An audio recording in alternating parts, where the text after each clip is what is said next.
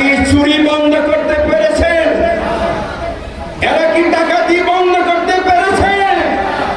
এরা কি চাঁদাবাজি বন্ধ করতে পেরেছে? এরা কি দুর্নীতি বন্ধ করতে পেরেছে? এরা কি সন্ত্রাস বন্ধ করতে পেরেছে? পারে নাই। আমি মহেশ শাপলা পরিবার সহ মহেশখালী কুতুবদিয়া 7 লক্ষ মানুষকে বলবো, একবার আমাদেরকে যাচাই করুন। আপনারা একবার আমাদেরকে দয়া করে ক্ষমতায় পাঠান।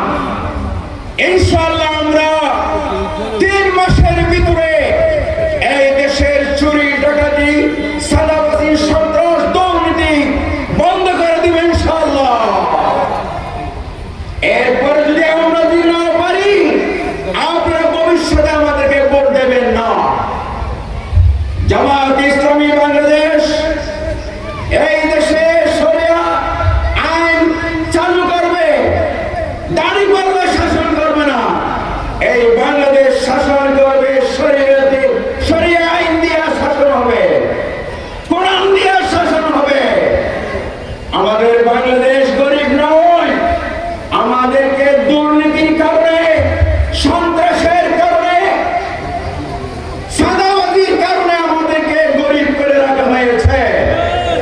ইনশাআল্লাহ আগামী নির্বাচনে জামায়াত ইসলামী যদি ক্ষমতায় আসে, এদেশের কোনো অভাব থাকবে না, কোনো বেকার ছেলে মেয়েরা থাকবে না, কোনো অসহায় মানুষ থাকবে না। আমরা সকলের মুখে হাসি ফোটাবো ইনশাআল্লাহ।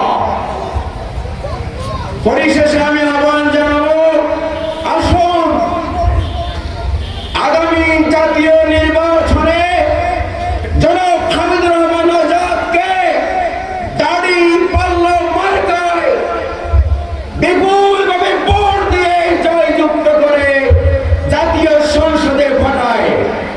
মহেশখালীবাসী সহ আমার প্রিয় সাতলামুল বাসীর কাছে